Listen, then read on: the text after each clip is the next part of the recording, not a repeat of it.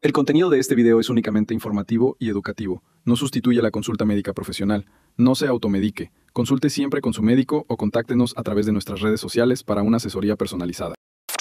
Muy buenas noches a todas las personas que nos acompañan en la noche de hoy para nuestro webinar médico mensual.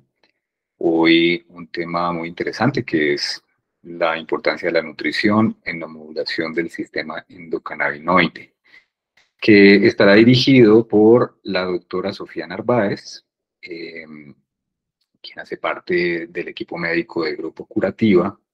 Y bueno, nos tiene preparada esta conferencia para todos. Espero que la disfruten. Recuerden que todas las conferencias quedan grabadas y se suben a nuestro canal de YouTube para quienes quieran verla posteriormente. Y al final de la intervención de la conferencia de la doctora, tendremos la sesión de preguntas y respuestas para que por favor abran sus micrófonos, llegado el momento, y hagan las preguntas correspondientes. Entonces, esperamos que disfruten la conferencia y bienvenidos sean. Doctora. Hola Alex, muchísimas gracias por abrir este espacio. Gracias a todas las personas que nos escuchan y se conectaron en este momento. Vamos entonces a empezar. Voy a compartir mi pantalla. El día de hoy vamos a compartir información muy interesante sobre la importancia de la nutrición en la modulación del sistema endocannabinoide. Y bueno, para iniciar cualquier tema, para mí es muy importante siempre revisar cómo está expresado este sistema endocannabinoide en los diferentes tejidos. Entonces, como hoy vamos a hablar de nutrición, les traigo acá información de cómo se expresan los diferentes receptores, las diferentes enzimas y los diferentes endocannabinoides a nivel del tracto gastrointestinal, pues que es como nuestro sistema principal en cuanto a la alimentación. El receptor CB1 está principalmente a nivel del epitelio, a nivel del músculo delgado de todos los intestinos, a nivel del plexo mesentérico de la submucosa, de los ganglios no entéricos y también en algunas neuronas, sobre todo en las colinérgicas y en las productoras de sustancia P. Mientras que el receptor CB2 está presente en células plasmáticas, en macrófagos de la mucosa y de la submucosa de todo el tracto gastrointestinal y a nivel del epitelio. Por otro lado, la enzima encargada de degradar la anandamida, que es la hidrolasa, está presente en diferentes regiones del tracto gastrointestinal y que está en aumento más que todo a nivel del intestino delgado y del colon en personas con enfermedades inflamatorias del tracto gastrointestinal, sobre todo en personas con síndrome de intestino irritable o colitis. Por otro lado, la enzima encargada de degradar el 2-AG está presente en la mucosa, en el músculo a nivel del ileo, del duodeno y del colon y a nivel de algunas neuronas mioentéricas, pero está más expresada a nivel del duodeno. Por otro lado, en cuanto a los endocannabinoides, recordemos que los endocannabinoides se producen a demanda según las necesidades de la persona y según las necesidades del tejido en cuestión, pero en generalidad el 2-AG y la anandamida se aumentan después de la exposición oral a grasas. Este estímulo es dependiente del nervio vago y no se ve este mismo aumento de estos endocannabinoides cuando consumimos proteína o cuando consumimos cualquier tipo de carbohidrato.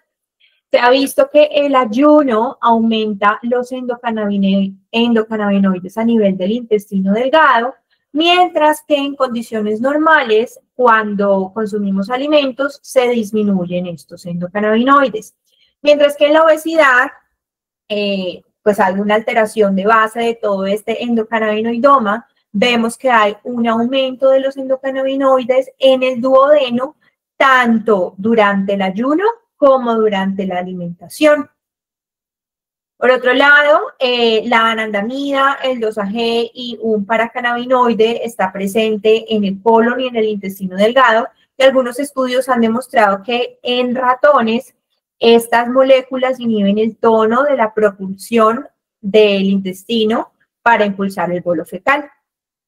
La anandamida y el 2-AG regulan, por lo tanto, la motilidad del tracto gastrointestinal, la permeabilidad del tracto gastrointestinal, así como la absorción de nutrientes. Y vemos que estos endocannabinoides, tanto la anandamida como el 2-AG, aumentan la permeabilidad gastrointestinal que está asociada a inflamación, mientras que los fitocannabinoides como el THC y el CBD nos ayudan a restaurar esa permeabilidad intestinal aumentada pues por toda la cascada inflamatoria generada por las citoquinas. De manera que este endocannabinoidoma puede controlar el consumo de alimentos, no solamente los grasos, y también las preferencias alimenticias, sobre todo el consumo de alimentos grasos, sobre todo las grasas saturadas, aumentan los endocannabinoides. La leptina, que es una hormona que está muy involucrada en todo el proceso del apetito y la inhibición del consumo de los alimentos, disminuye la producción de endocannabinoides y también me genera una expresión, un bloqueo, perdón, de la expresión de estos receptores CB1 a nivel del hipotálamo, y esto me genera una disminución del apetito. Y este bloqueo en la expresión de este receptor de cannabinoides tipo 1 me mejora a nivel tisular la sensibilidad a la leptina y también me mejora la síntesis de otra molécula que es la adiponectina a nivel del tejido adiposo. Durante el ayuno, se estimula también la liberación de endocannabinoides a nivel del hipotálamo y a nivel de la zona límbica, mejorando que la activación de estos receptores CB1 y estimulando la producción del neuropéptido Y a nivel del núcleo arcuato, estimulando también la producción de propiomelanocortina y estimulando también la producción de beta-endorfina y de la grelina, estimulando, por lo tanto, el apetito. Se ha visto que la acción o el agonismo sobre estos receptores CB1 estimulan tanto la secreción del ácido gástrico como aumentan el vaciamiento gástrico y la motilidad de todo el tracto gastrointestinal, mientras que el estímulo de los receptores CB2 me disminuyen el consumo de los alimentos, el peso corporal y me mejoran la sensibilidad a la insulina. Por otro lado, la anandamida estimula el consumo de alimentos, mientras que un paracannabinoide como el oleoil etanolamida me suprime el consumo de alimentos. Al igual que esta última molécula también me aumenta a la lipólisis en los adipocitos. A modo de resumen, acá dejé este cuadrito que me pareció interesante, donde mencionan los diferentes tejidos y la acción de los endocannabinoides en cuanto al estímulo del deseo de comer, disminución o aumento de la permeabilidad intestinal, de la motilidad, de la lipogénesis, de la resistencia o de la sensibilidad a la insulina y también el efecto antiinflamatorio o proinflamatorio de los diferentes endocannabinoides. Por otro lado, este otro esquema que me pareció muy importante y como ya lo comentábamos, el estímulo o el agonismo sobre el receptor CB1 me va a generar diferentes resultados a nivel del metabolismo mediante diferentes vías. Entonces, mediante la vía STAT3 se me disminuye la sensibilidad a la leptina, mediante la vía mTOR se me aumenta la síntesis de la grelina, mediante la desinhibición sináptica se me aumenta la síntesis del neuropéptido Y, mediante la vía de la AMP se me aumenta la síntesis de las beta-endorfinas y finalmente, si se modula a nivel presináptico, se me disminuye la síntesis de adiponectina. Todo esto, en resumen, es que el estímulo o el agonismo sobre los receptores CB1 me generan diferentes estímulos para estimular el apetito. Los mecanismos fisiológicos, a medida que hemos evolucionado, han venido cambiando. ¿Para qué? Para mantener la supervivencia del individuo. Antes, lo fisiológico, o conocido como lo sano, era la homeostasis o lo homeostático. Sin embargo, a nivel del metabolismo, el ser humano ha venido desarrollando nuevos sistemas que han sido seleccionados evolutivamente para asegurar la supervivencia de la especie. Todos estos nuevos sistemas están presentes en una misma especie, es decir, en el ser humano, y le permiten al ser humano tener una ventaja evolutiva y tener una mayor capacidad de adaptabilidad. Recordemos que hace muchísimos años los seres humanos pues teníamos que cazar, solamente podíamos consumir alimentos que cazáramos, no a libre demanda. Usualmente se consumían alimentos durante las horas del día, no durante la noche, porque en la noche pues nos teníamos que resguardar, pero a medida que hemos ido evolucionando a través de los diferentes años y a medida que la industria de los alimentos y las otras industrias han ido evolucionando con nosotros, pues el ser humano moderno hoy en día tiene una disponibilidad absurda de alimentos a todas las horas del día que ha generado pues unos cambios importantes y un desarrollo de estos nuevos sistemas que ya vamos a ver. Entonces, los dos sistemas que hemos creado en los seres humanos son el sistema exostático y el sistema endostático, siendo el sistema exostático ese sistema que está desarrollado y me permite comer cuando hay comida disponible. Responde a señales externas, como por ejemplo a la presencia de los alimentos, y este sistema exostático me permite anticiparme a necesidades futuras mediante la acumulación de energía, es decir, que el ser humano esté disponible, con la energía disponible, para que si en un futuro se presenta algún caso de no haber disponibilidad de alimentos o de energía, pues yo pueda tener y usar mis reservas. Este sistema exostático involucra respuestas innatas y aprendidas frente a diferentes estímulos ambientales. Mientras que el sistema endostático es ese sistema que funciona de cómo, cuando tengo hambre. Responde a señales internas propias del organismo, necesidades fisiológicas para tener energía. Permite enfrentar necesidades energéticas inmediatas y no está desarrollado para la acumulación de energía. Y este sistema endostático es el que finalmente mantiene el equilibrio porque motiva diferentes procesos metabólicos del ser humano. Los seres humanos, entonces, recordemos que fueron cazadores y recolectores durante muchísimos años.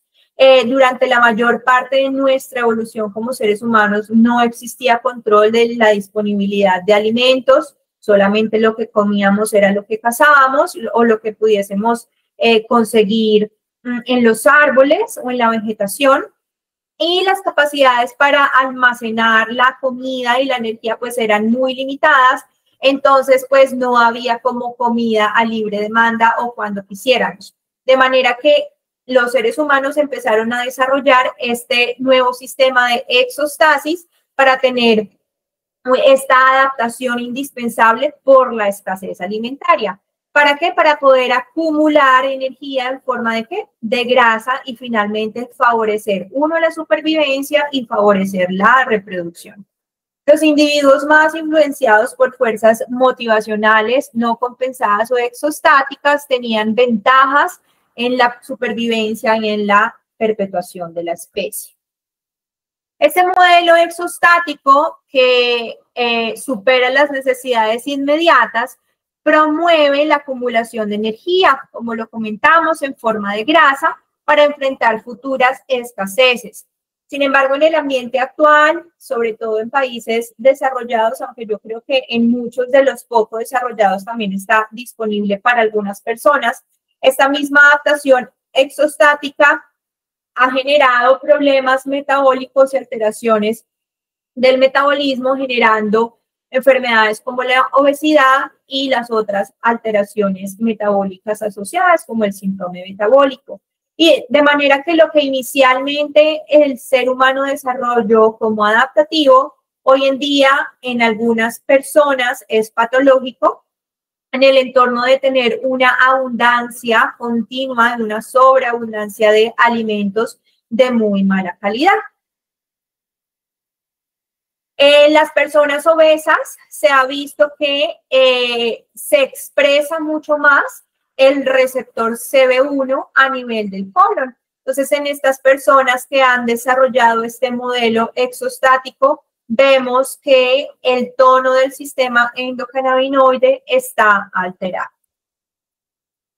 El receptor CB1 es el encargado de ese tipo de alimentación hedónica que busca sobre todo el placer, sentir placer al consumir alimentos. Y también está muy relacionado con todos los sistemas de recompensa al ingerir alimentos. Y esto me desarrolla pues un patrón de alimentación que si el receptor CB1 se hiperexpresa o se estimula mucho, pues se vuelve un patrón de alimentación alterado. El aumento de alimentos altamente calóricos y de mayor porcentaje en carbohidratos se ve asociado a este aumento de el receptor CB1, de la hiperestimulación de este receptor CB1, y a su vez esta hiperestimulación de este receptor me genera que el ser humano consuma alimentos de mayor palatabilidad, altos en grasas saturadas, que finalmente alteran todo el endocannabinoidoma y la composición del microbioma o de la microbiota gastrointestinal. De manera que, haciendo este abrebocas, recordemos pues que para el desarrollo de todos los seres humanos es muy indispensable consumir tanto proteínas como grasas como los carbohidratos, y en este caso, para hablar del sistema endocannabinoide, nos vamos a centrar más que todo en el grupo de las grasas y de los carbohidratos. Entonces, en cuanto a los carbohidratos, pues recordemos que los carbohidratos más importantes para tener un buen tono del sistema endocannabinoide son sobre todo los carbohidratos complejos, que son los carbohidratos que se demoran un poquito más en metabolizarse, y dentro de esos, pues las verduras son las que más nos van a permitir entregar a nuestro cuerpo esa fibra no digerible. Esa fibra no digerible, ¿para qué? Para ser alimento de todas esas bacterias y esos microorganismos que tenemos todos los seres humanos a nivel de nuestro tracto gastrointestinal. Esta fibra no digerible finalmente pues es fermentable por estas bacterias y me da origen a producir ciertas sustancias como son los ácidos grasos de cadena corta. Los alimentos que más tienen fructooligosacáridos son, por ejemplo, la cebolla, el ajo, el plátano, el yacón y los espárragos, y estos alimentos son ricos sobre todo en la inulina. Y la inulina es muy, muy, muy importante, ya vamos a ver para qué. Entonces, esta producción de ácidos grasos de cadena corta me permite ser fuente de energía, sobre todo de los colonocitos, que son todas esas células del colon. También estos ácidos grasos de cadena corta me fortalecen el sistema inmune del tracto gastrointestinal. Recordemos que a nivel gastrointestinal las células del sistema inmune están en buena proporción. Me ayuda también estos ácidos grasos de cadena corta a tener integridad y protección de la barrera gastrointestinal, y también me ayudan a modular la motilidad y la regulación hormonal. Entonces, los ácidos grasos de cadena corta finalmente son el producto del metabolismo, de la fermentación de estas bacterias, que uno de los principales ácidos grasos es el ácido butírico, que es el más usado por los colonocitos y se consume aproximadamente un 90% en el lumen del tracto gastrointestinal.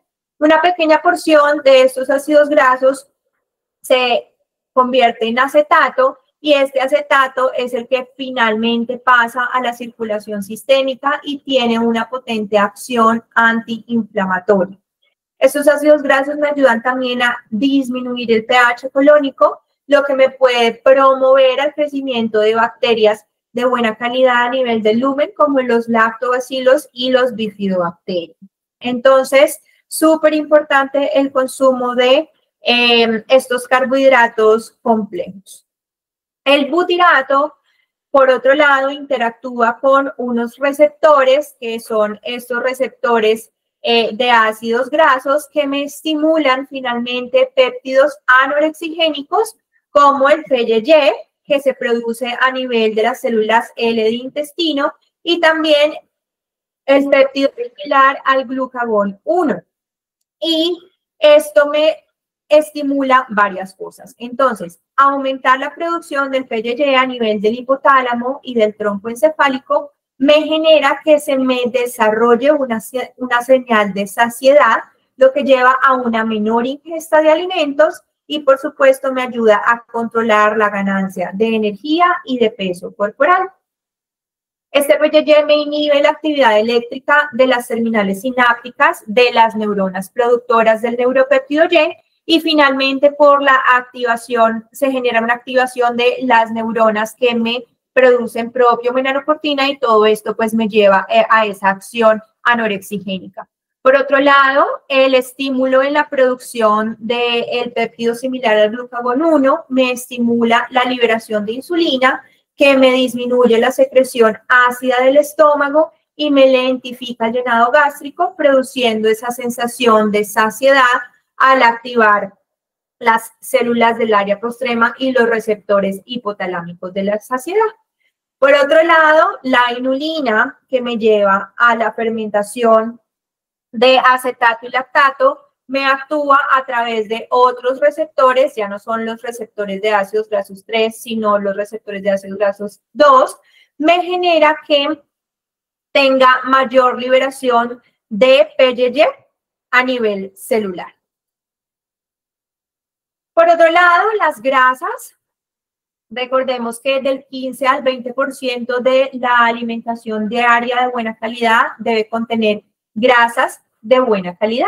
Dentro de esas, las grasas de buena calidad, pues son todos los ácidos grasos poliinsaturados que se convierten en ácidos grasos esenciales para nosotros, es decir, que debemos consumirlos sí o sí con nuestra alimentación. Siendo de estos los omega 6 los más importantes, el ácido linoleico y el ácido araquidónico, que está mucho más presente en la grasa de origen animal, en los huevos, en el hígado y en menor proporción a nivel del pescado. Y por otro lado, el omega 3, el que lo representa a todos los omega 3 es el ácido alfa-linolénico, y dentro de los alimentos que más me producen omega 3 son la linaza, la chía, la soya, el hemp y las nueces. El EPA y el DHA son los ácidos grasos poliinsaturados omega 3 más importantes en la nutrición humana, y estos dos ácidos grasos son componentes de las grasas de origen marino. Vienen usualmente de las algas, es decir, de esas algas que consumen este tipo de pescados, que finalmente en la grasa de estos pescaditos es que va a ir esos ácidos grasos omega 3 de buena calidad. En las diferentes literaturas que revisé, decía que los pescados, pues obviamente la cantidad de EPA o de DHA que vayan a tener en su cuerpo, pues depende obviamente de la calidad de los alimentos que consuman. Entonces, que no es lo mismo la cantidad de EPA y de DHA que vaya a tener un salmón de un criadero a un salmón que sea wild type, al igual que de los otros pescados.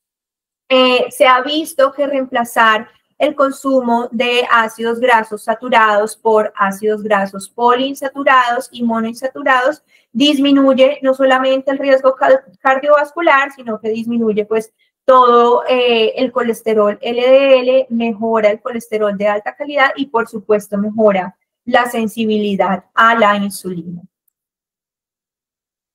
Puse este dato que me pareció muy importante, muy interesante, que desde el 2002 la industria de alimentos decidió adicionar DHA y ácido araquidónico a la mayoría de las fórmulas lácteas que le dan a los bebés disponibles en Estados Unidos.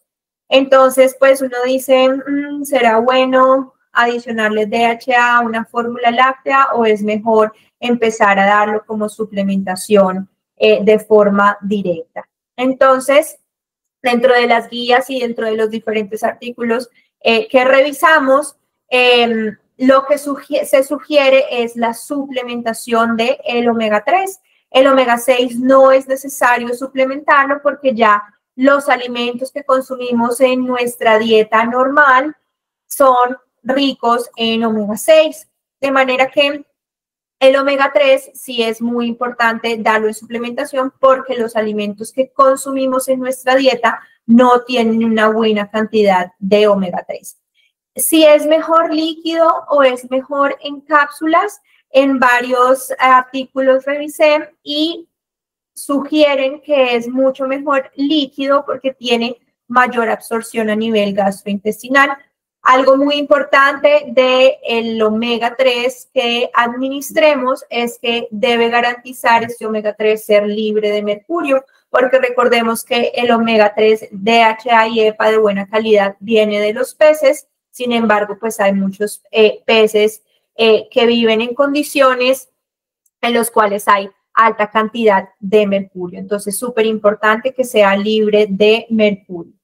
La recomendación en cuanto a dosis, lo ideal sería entre 250 a 500 miligramos de EPA y de DHA diarios y reforzar sobre todo el DHA en enfermedades neurodegenerativas y reforzar más el EPA en enfermedades cardiovasculares. Aquí les traje una imagen de un tipo de omega 3 que me gusta bastante y acá casi no se alcanza a ver la imagen, pero la concentración de EPA es de 800 miligramos por cucharada y la concentración de DHA es de 500 miligramos por cucharada de omega. Entonces, ¿por qué es importante los omegas? Acá esta imagen me pareció muy interesante porque los omegas DHA y EPA son necesarios no solamente para la formación de endocannabinoides, sino que también para la formación de los fosfolípidos de membranas celulares y también para la formación de mediadores inflamatorios, ya sean proinflamatorios o antiinflamatorios, al igual que para la formación de paracannabinoides, que son la oleoil etanolamida y la palmitoil etanolamida. Entonces, hacia un lado se produce DHA de estos fosfolípidos y hacia el otro lado de la cascada se produce todo el ácido araquidónico y, por supuesto, del ácido araquidónico van todos los endocannabinoides que el ser humano produce a demanda. Esta imagen también para recordarnos que los endocannabinoides vienen más que todo de los ácidos grasos omega 6 poliinsaturados y que me van a actuar tanto a nivel del receptor CB1 como a nivel del receptor CB2, así como a nivel de otro tipo de receptores que las sustancias parecidas a los endocannabinoides, que en otros artículos la llaman como paracannabinoides, actúan de forma diferente que los endocannabinoides y eso es algo que los diferencia de forma importante y es que los paracannabinoides que son etanolamidas no van a actuar directamente sobre receptores CB1 ni CB2, sino que van a actuar a nivel de receptores nucleares, sobre todo receptor vaniloide tipo 1 y receptor PPAR. Y esto les da pues una acción importante a nivel antiinflamatorio.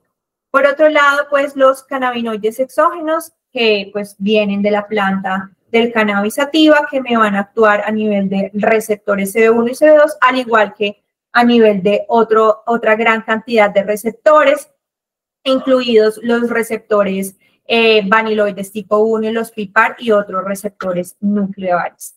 De manera que la ingesta de grasas de buena calidad es indispensable. Se ha visto que el consumo de omega 3 me estimula la producción de endocannabinoides a nivel endógeno y también me eleva todos los endocannabinoides a nivel del tracto gastrointestinal. Y este aumento de estos endocannabinoides me permiten activar señales a nivel del nervio vago que me favorecen la continuidad del consumo de grasas. Importantísimo implementar una dieta antiinflamatoria, rica en vegetales, rica en estos carbohidratos complejos, ricos en estos probióticos que me van a llevar a aumentar el tono del sistema endocannabinoide y recordar que el ayuno también me permite un aumento de estas moléculas endógenas. Por supuesto, el ácido araquidónico, cuando tenemos una dieta antiinflamatoria, no se me va a dirigir por la vía de la producción de prostaglandinas proinflamatorias, sino que este ácido araquidónico va a estar más hacia la producción de endocannabinoides necesarios en el cuerpo. Como el consumo de grasas es tan importante para mantener un buen tono del sistema endocannabinoide, quise traer información importante de los componentes de las semillas de la planta cannabis sativa, ya que siempre hablamos mucho de los fitocannabinoides que están muy presentes en las inflorescencias, pero no podemos dejar de lado la gran cantidad de moléculas importantes que tienen las semillas de la planta cannabis sativa. Entonces, las semillas de hemp o las semillas de cáñamo o las semillas de la planta del cannabis es uno de los alimentos más ricos nutricionalmente. Tienen menos del 0.1, 0.2 de fitocannabinoides presentes en sus semillas y puede ser estas semillas consumidas completas, sin cáscara, así como en aceite prensado, en harina o en polvo de proteína. Tiene una gran cantidad de antioxidantes naturales y otros componentes bioactivos como compuestos fenólicos, tocoferoles, carotenoides y fitosteroles. En cuanto a las grasas, las semillas de hemp o de cáñamo, el 90% está compuesto por ácidos grasos insaturados y dentro de este 90%, casi el 80% son poliinsaturados, siendo el de mayor el linoleico y en cuanto a los omega 6 y en cuanto a los omega 3 el mayor el linolénico. Y en cuanto a los monoinsaturados, solamente un 18%, pero sí está presente el ácido oleico. Indispensables para todas las funciones que ya dijimos, de mantener la membrana celular y también de disminuir pues, el riesgo cardiovascular y de tener una regulación metabólica. Recordemos que también la mayoría de hormonas se producen a partir de las grasas, entonces súper importante. En cuanto a las semillas, el 12% solamente de la composición de las semillas está compuesto por ácidos grasos saturados y aproximadamente el 1 al 2% de la composición de estas semillas son tocoferoles que tienen también propiedades antioxidantes que incluso están mucho más presentes en este tipo de semillas de hemp que si las comparamos con las semillas de girasol, de sésamo o de amaranto. Entonces, las semillas de cáñamo son unos alimentos, unos superalimentos ricos en proteínas y ricos en grasas. Por otro lado, en cuanto a la microbioma y el sistema endocannabinoide, encontramos que estudios al administrar a los ratones lactobacillus acidophilus vía oral, se aumentaba la expresión a nivel del epitelio intestinal del receptor CB2, de manera que si modificamos los componentes del microbioma, ayudamos a regular el tono de este sistema endocannabinoide. Y la Akkermansia mucinífera regula también el tono de este endocannabinoidoma, mejorándome la permeabilidad intestinal y mejorándome también la secreción de neuropéptidos a nivel del tracto gastrointestinal.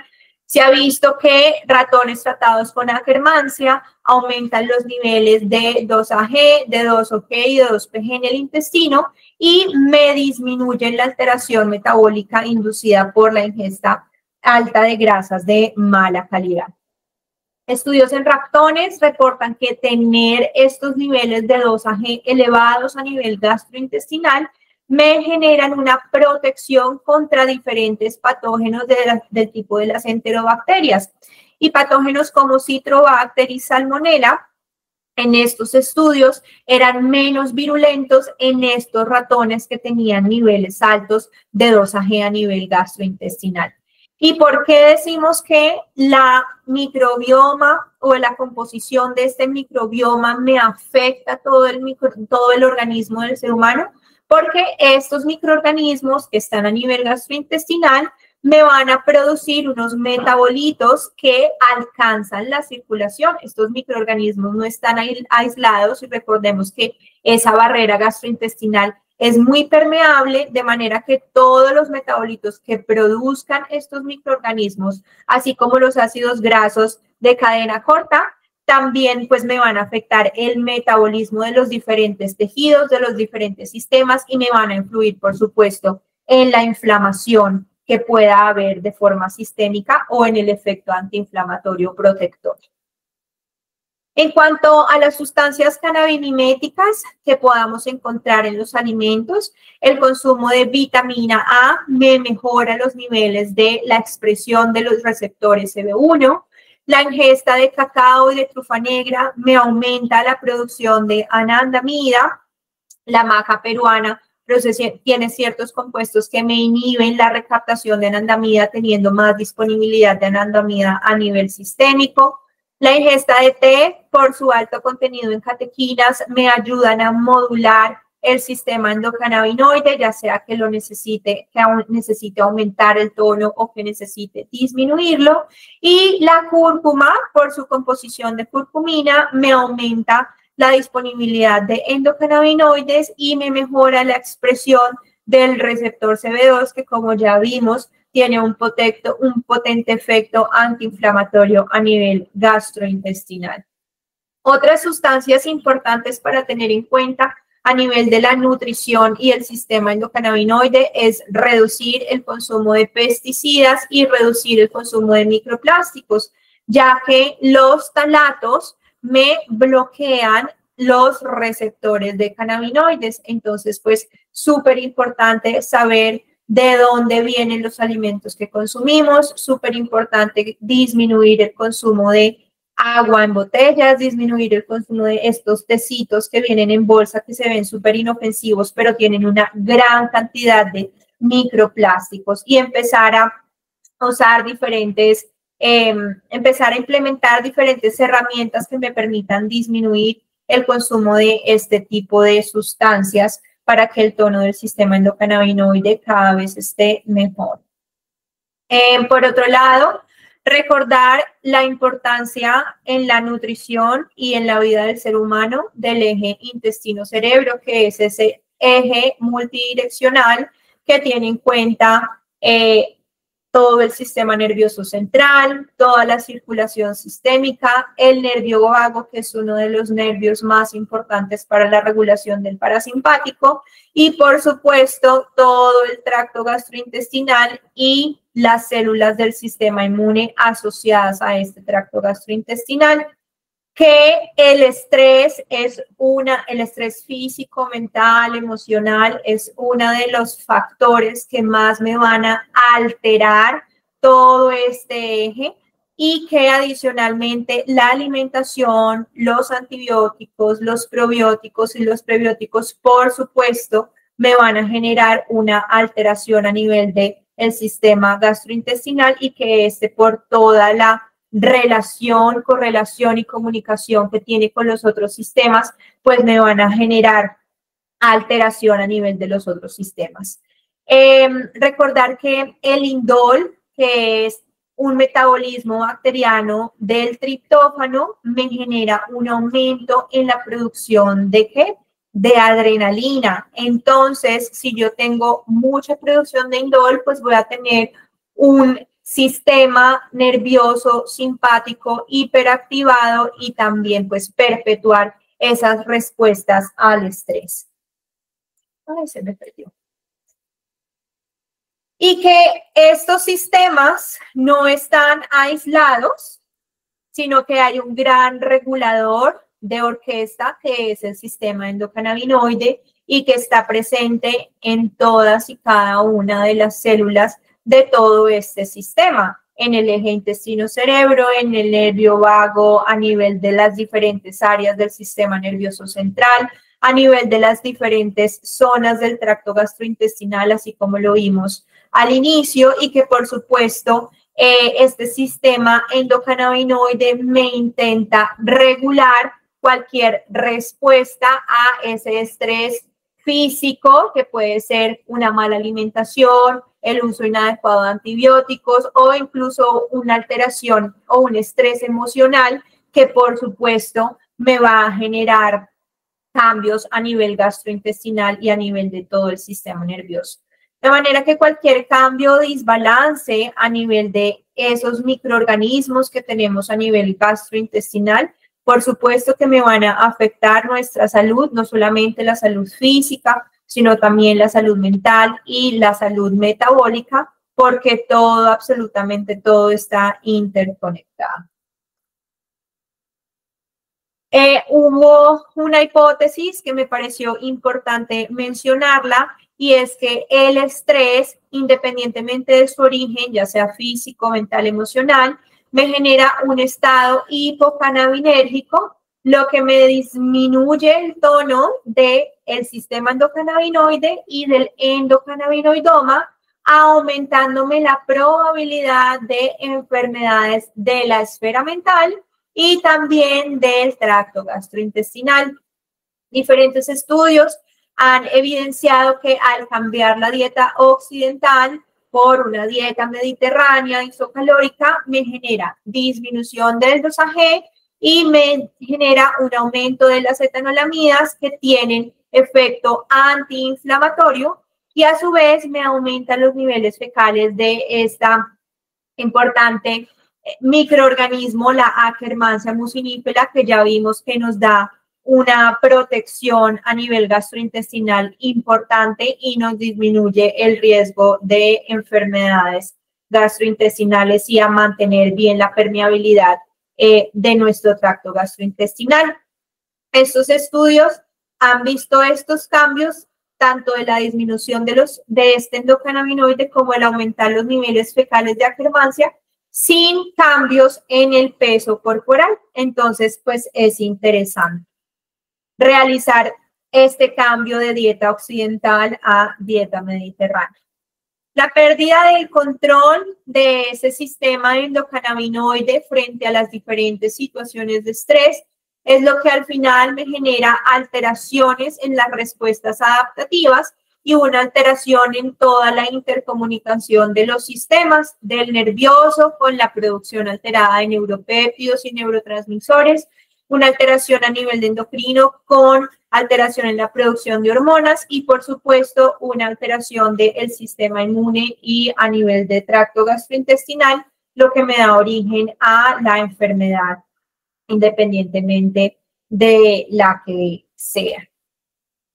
Entonces, recordar esta imagen súper importante, que el sistema endocannabinoide es ese sistema celular que está presente en todos y cada uno de los órganos que tenemos en el cuerpo y que es ese gran regulador de la orquesta, que si hay una alteración hacia la baja o hacia la alta de alguno de los sistemas, pues el sistema endocannabinoide va a intentar mantener el equilibrio con la producción de sus endocannabinoides, con aumento o la disminución de la acción de esas enzimas que degradan esos endocannabinoides, o con un aumento o la disminución de la expresión de receptores cannabinoides o de otro tipo de receptores.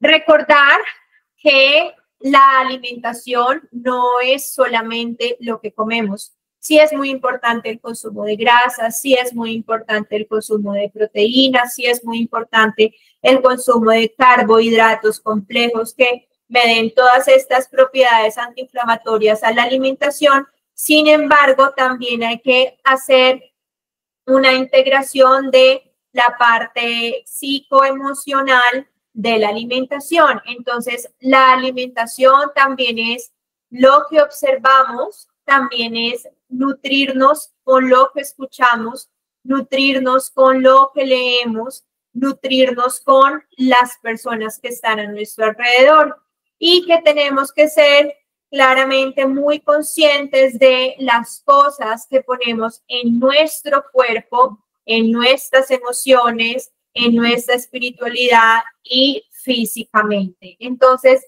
nutrición no es nutrición, solo alimentación, sino todo lo otro que también nos nutre.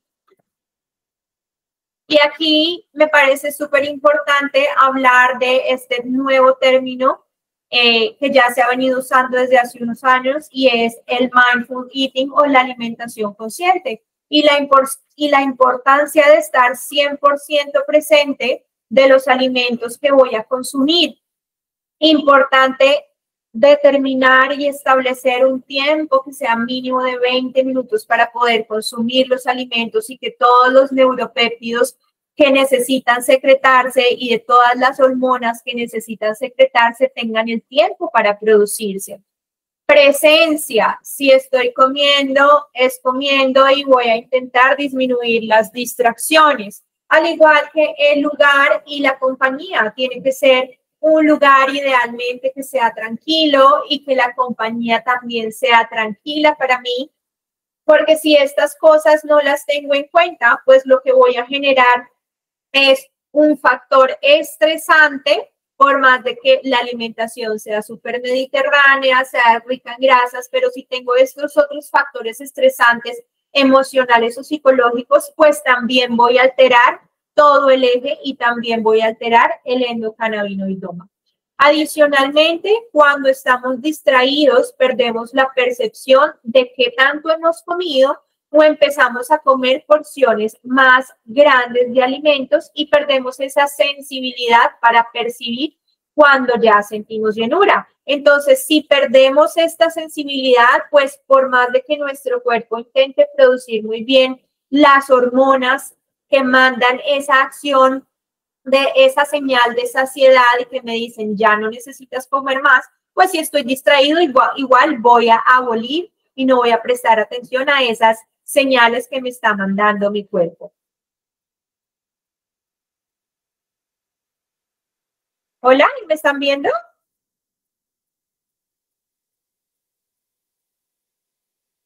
Hola. Hola, sí, yo estoy viendo. Sí, sí. Gracias. Es que se fue la luz y me asusté. Gracias. Es súper importante esta alimentación consciente, no solamente para que en nuestro cuerpo se produzca toda la cascada de hormonas que se necesita, sino también para poder nutrirme y poder tomar mejores decisiones a la hora de comer. Es muy importante diferenciar cuando yo tengo hambre de verdad o el hambre fisiológico, y yo siempre le digo a mis pacientes, si usted tiene hambre y se puede comer una porción de ensalada con pollo, es que de verdad tiene hambre. Pero si usted tiene hambre de comer helado o tiene hambre de comer alimentos de alta palatabilidad, papas, paquetes, fritos, es que probablemente no sea un hambre fisiológico, sino un hambre emocional o un hambre mental o incluso un hambre visual. ¿A quién no le ha pasado que cuando van al supermercado y ven, yo qué sé, un helado o un chocolate, aún sin tener hambre, les dan deseos de comprar ese tipo de alimentos? Por eso una de las recomendaciones al hacer mercado también es no vaya con hambre, porque si no usted va a echar de todo lo que le cae mal. Dentro del mindful eating también importante tener en cuenta comer de día versus de noche. Recordemos que en todo nuestro proceso evolutivo, pues el ser humano fue creado para consumir alimentos de día, no de noche, porque de noche nos teníamos en teoría que proteger de los cazadores. Entonces, intentar comer en las horas del día y de noche, que el metabolismo está centrado en otras cosas, no darle una gran cantidad de alimentos para que se tengan que metabolizar. En cuanto a las horas de ayuno, yo creo que depende mucho de la persona y depende mucho de la condición y depende mucho de qué es lo que mejor se adapta a la persona. Pero lo que sí es cierto es que mínimo cumplamos 12 horas de ayuno, que serían como esas 12 horas nocturnas en las cuales el ser humano, el cuerpo está haciendo otro tipo de acciones importantes para la neuroplasticidad, para regenerar tejidos, para estimular todos los procesos de desintoxicación y no que estén en el metabolismo de metabolizar los alimentos que me acabo de comer. Entonces, importante también, consumo alimentos, ¿para qué? ¿Para qué consumo los alimentos? Para llenarme, para sentir placer, para nutrirme. Importante siempre hacernos este tipo de preguntas. Y por supuesto que en la mayoría de los casos debería ser consumo alimentos para nutrir cada una de las células, cada uno de los sistemas de mi cuerpo. Y este mindful eating o la alimentación consciente, finalmente, ¿para qué se sugiere? Para disminuir todos esos estímulos estresantes que ya vimos que el estrés físico, mental, emocional, me va a generar toda esa alteración a nivel de todos los sistemas y a nivel de todo ese eje intestino, cerebro, intestino, sistema endocannabinoide, intestino, sistema inmunitario. Y aquí un término muy importante también en cuanto a la alimentación es la crononutrición, que es esa variable que estudia la distribución de la energía, la frecuencia y la regularidad de la ingesta de alimentos, la duración del periodo de la ingesta y la importancia de todos estos factores en la salud o en el desarrollo de enfermedades crónicas. Nosotros tenemos un sistema biológico circadiano interno de 24 horas que ha venido evolucionando con la misma evolución del ser humano y que tiene una correlación cíclica con los movimientos de la Tierra y el Sol. Estos ciclos son nuestros ritmos internos que tienen claramente un control central que está a nivel del sistema nervioso central, sobre todo en el hipotálamo, específicamente al nivel del núcleo supraquiasmático, y que ese núcleo supraquiasmático necesita de un estímulo lumínico, que es el como que quien me va a llevar el mando de todo el ciclo circadiano. Y que a su vez ese control central puede modificarse según ciertos osciladores periféricos que puedan haber por tejido. Estos ritmos internos me van a controlar no solamente si me tengo que ir a dormir o si tengo que estar en actividad, sino también me va a controlar los ritmos de la alimentación, las horas de ayuno y, por supuesto, los ritmos de la secreción hormonal. Entonces, lo que comemos es importante, pero también cuándo lo comemos. Y esto ha venido evolucionando a medida que el ser humano evoluciona. Reconocer si la persona o yo tengo un cronotipo matutino versus un cronotipo vespertino. Si funciono mejor de día o si funciono mejor de noche y tratar de que esos cronotipos sean lo más fisiológicamente posible, respetando esas horas de luz para implementar diferentes herramientas que me permitan alimentarme en las horas de día y tratar de evitar no consumir alimentos en las horas de noche. Todas estas herramientas que me permitan mejorar el tono del sistema endocannabinoide y que no sea solamente tómese un extracto, una fórmula magistral con THC para que se duerma rápido o con CBD para que le quite la ansiedad, sino que qué otras herramientas yo puedo usar para modular todo ese sistema endocannabinoide disminuyendo todos esos factores estresantes que ya hemos mencionado. Se ha visto, y la importancia de la crononutrición, porque se ha visto que en personas que duermen menos de 7 horas tienen mayor producción de hormonas orexigénicas como la grelina y menos producción de leptina que tiene efecto anorexigénico. De manera que este tipo de personas que duermen menos aumentan el deseo de consumir alimentos y pues este estímulo está súper vinculado con todo el proceso de sueño-obesidad.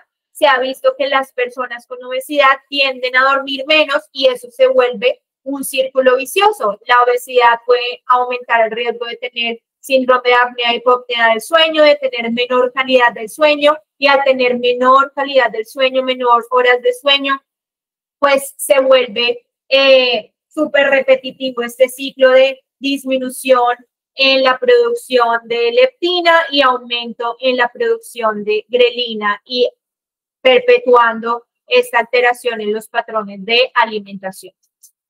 Los malos patrones alimenticios me generan sin duda la disfunción de los ritmos circadianos y por supuesto la alteración metabólica de los diferentes desórdenes metabólicos.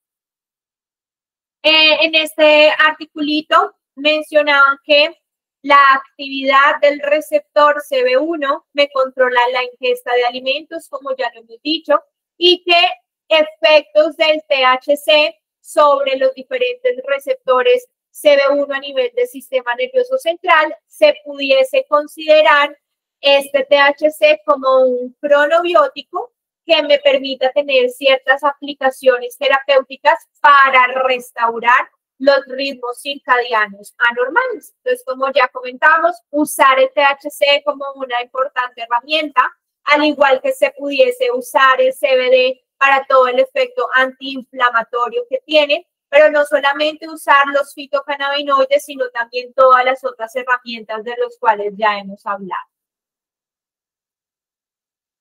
Y listo. Muchísimas gracias.